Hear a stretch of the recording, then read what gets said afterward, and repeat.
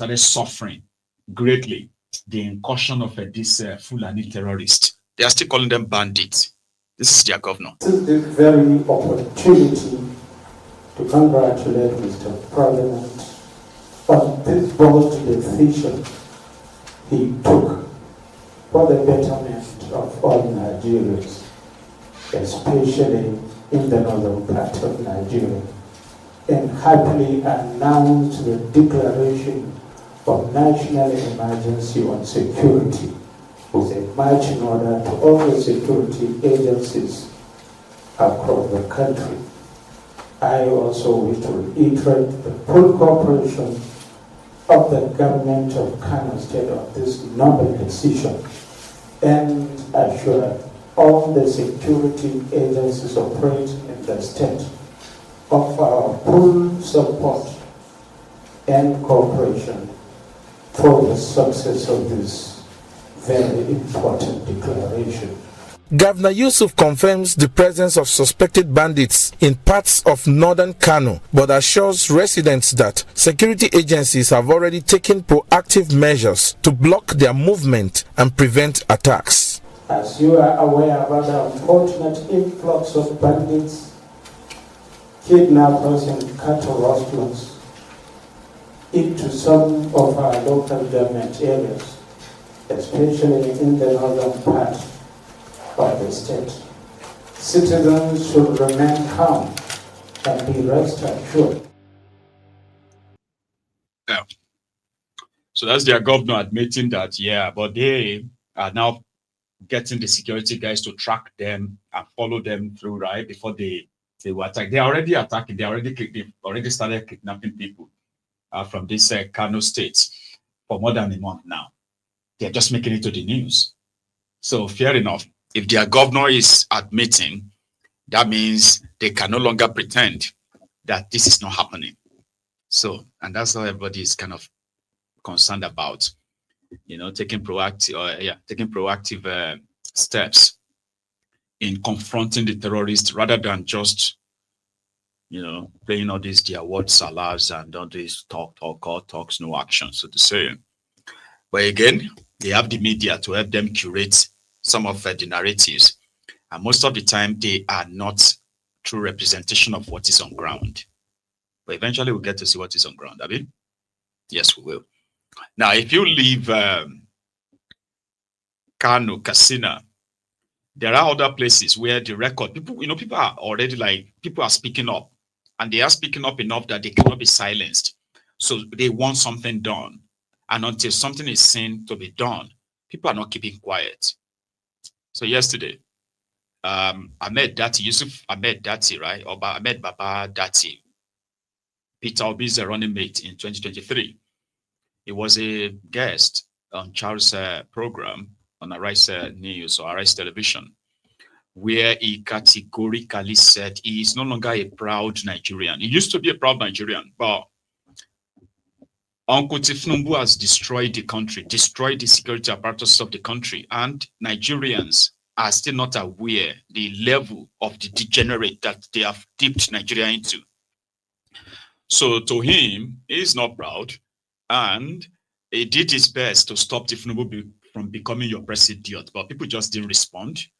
And sometimes people are saying that they wish he was actually DOB, that if he was the one that got that votes like that time, this could be a different story right now. But with that statement or that from that interview, right, Ahmed Datti has now been invited by the DSS. They said this interview, his TV statement, was more or less like an incitement to incite the people against the government. It's always incitement, right? Well, let's start with this. There are times I'm proud to be a Nigerian, but also there are times I question my pride in being a Nigerian, because we Nigerians, we take every and all things on the cheek and we turn the other cheek to be slapped again. All and everything that one individual wants to do, he will do it and get away with it. Somebody said Nigerians don't like sticking their necks out for anything. Thank you very much. They just want to be alive. Now, American taxpayers' money is valuable, and they know the value if we don't know ours. Yes, Americans can strike. They struck Libya, they struck many places. Nobody from any country will come and do for you what you are lazy to do for yourself. Nigerians, hear this. No Ghanaian or Cameroonian will come to Nigeria and give you good governance. The key to a good life is a good leader. It is your business. How you procure yourself a good leader, it's your business. If you allow people to come and spend their money and make it their turn, their locum, good luck to you. That's it. I can't say it any better. Why I don't want to continue talking about security, because this your very intelligent question is bringing me to say that Nigerians, like Peter Obi once says, wake up. Nigerians, wake up. What are you doing? They are killing you like, and you are waiting for Americans. Wake up. No American will ever bomb you for your development. Look at very, very small countries with skyscrapers. Nigerians are more educated than them because it is Nigerian doctors that are surgeons who are in their hospitals. What do they have? The only asset, the only natural resource they have is they have love for their leaders.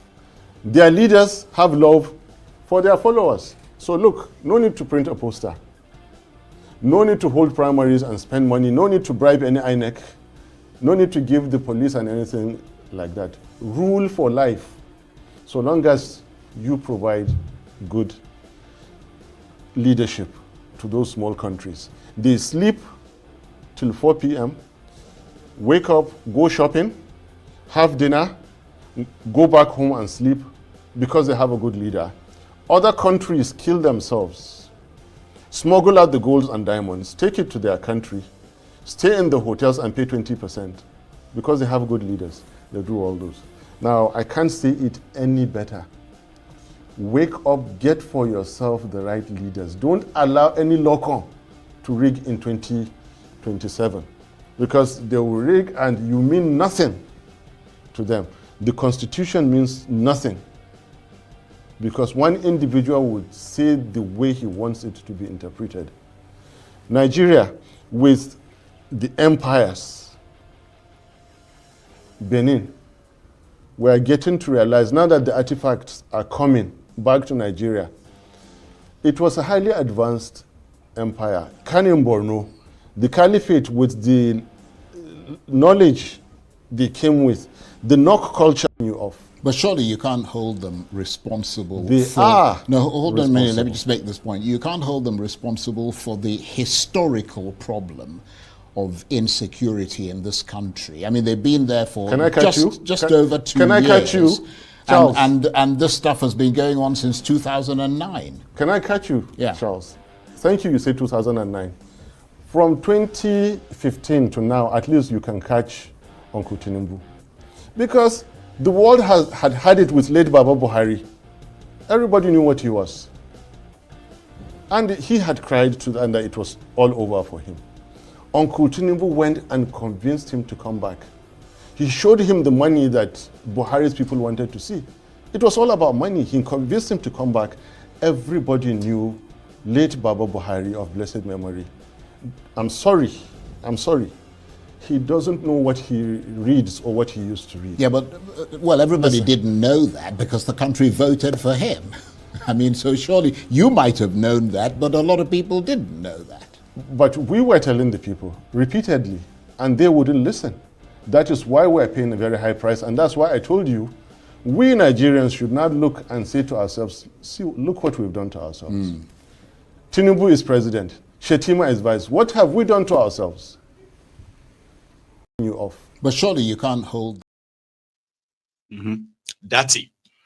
Meanwhile, he also added this part. I think this is the part where he was like, I did my best to stop them. So it's better for you guys to wake up because sometimes you have to look at yourself and say, what have you done to yourself? But it doesn't seem like a lot of people have taken that time to reflect like he's proposing, right? Now, watch this part. Just before we go to the next thing. To come as part of this declaration of a state of emergency? Because, I mean, not only are they going to roll out their plan, but they're going to take in did Uncle a lot of what people are saying. Did he say anything about the actual procurements of arms? The rate at which they are given? Did he speak about money is getting missing, money is meant for the frontline allowances of our brave soldiers? Did he say anything about that for now and once past? They have missed the point. It is not about forest guards. We are not lacking numbers. Nigerian armed forces rank among the best in the world. I can tell you for sure Nigeria has some of the best records. Nigeria single-handedly stabilized Africa. From the late 70s, remember our contribution to end apartheid. We ended the war between Libya and Chad, stabilized Sierra Leone, Liberia, Ivory Coast. We were, shouldering the responsibilities of Niger, DRC, Somalia. The list goes on, Angola, and those. And then to come back and tell us that they cannot sort the problems of Nigeria out, that is not true. I'm sorry, Mr. President, Uncle, advisors, and all others, they have missed the point. It's not about forest guards. It is laughable to say that you're going to bring up forest guards to challenge the gentlemen in the forest. They are gentlemen in the forest. They are not jihadists. The real meaning of jihadists is totally different from what they do. These are not jihadists. They are gentlemen in the forest doing something else. They attack schools, they abduct, they do those kind of things. The real terrorists in Nigeria are those who are saying that the government has fought terrorism. The real bandits are those who say that this administration has brought security. Those are gentlemen in the forest. I'm not appreciating them.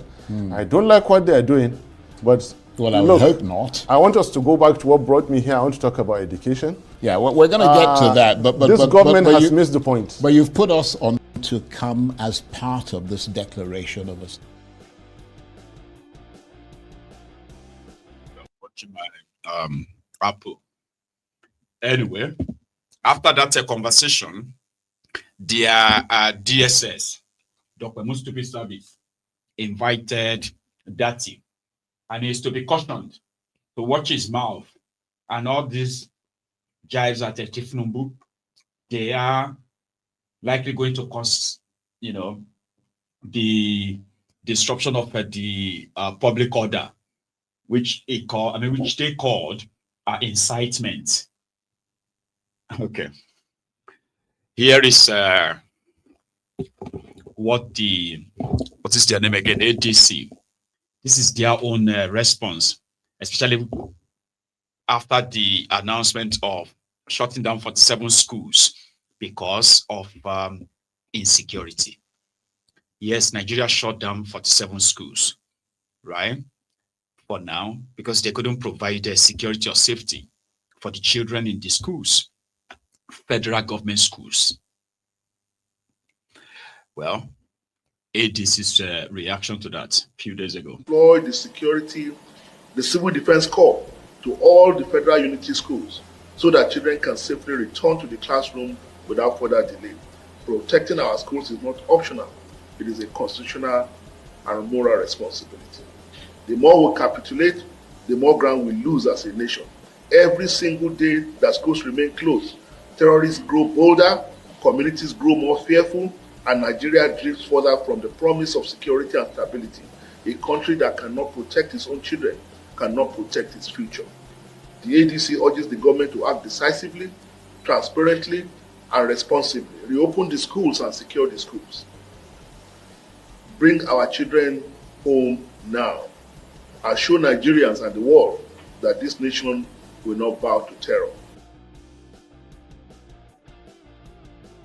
And protect them. I mean, what we just witnessed in the shutting down of the 47 unity schools is just a latest episode in what has become a pattern in northern Nigeria. So many children have been kept out of school for indeterminate long period of time in northern Nigeria. So what we are saying is that this administration is bowing to terror. The terrorists can sense the vulnerability of the Nigerian state, and they believe that our country is there for the taking. So this is the time that government needs to show strength. But what they are doing, because they need quick win to celebrate, because they are obsessed with politics. So what they are doing is negotiating with terrorists in order to be able to celebrate headlines that they have rescued the children, rather than actually going after the insurgents who have turned our country to a killing field. So that's the job of the opposition. They are doing their job. And the EU Parliament, a member of the EU Parliament also had this to say, because there is, you remember that bishop, I've been a reverend father from Benue, that Benue something diocese, that man that appeared before the United States Congress to give testimony about the killings in the Middle Belt.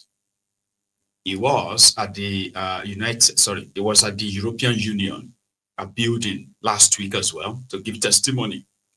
Just same way, you are currently probably not aware, okay, until when you get to start seeing the European Parliament or parliamentarians begin to speak on, like this one. Abuja, the central government and the protection in the capital city to check what is going on the ground. So don't give us these speeches. This is going on for a few years. We had resolutions here. We asked Commission to finally start doing their job, and you're not doing your job. And the recent kidnapping of 300 school children from Catholic school in Nigeria is a brutal reminder that these groups operate as though they are above the law. So the history will judge us upon the actions that we are taking here. Thank you. Yeah, just so you know. So except for Nigeria, it seems the rest of the world is concerned about the school children taken. Do you know they're not even talking about them now? About 315 school children were taken from a school in Papiri in Niger State from last week. Now we're just hearing the news. The governor is not aware. The governor doesn't even know the number of the school children taken. They don't have the stat, right? But he was granting interview telling people that 11 of them have escaped. They've rescued the 50. Where are these 11 and 50 you rescued? Nobody has seen them. Baba, 315 school children are currently missing, and I don't think I am stressing it enough today, right now in Nigeria. In Plateau State, where somebody decided to take one of the Nigerian senators, Abamoro, to the cleaners, and they shut him down. Shut him up for all his lies, as part of those who are also doing their best to downplay what is going on in Bokos. They said from the time they have been keeping the record in the last 2-3 years, they've had over 700 people killed, confirmed killed by these terrorists in Bokos, in Plateau State. There is more, including those kidnapped, properties destroyed in Bokos alone. Somebody keep that record. What would you say if within 1 month, within 3 months in 2016, your community lost a village head? Your community lost a district head, and your community lost a first-class chief.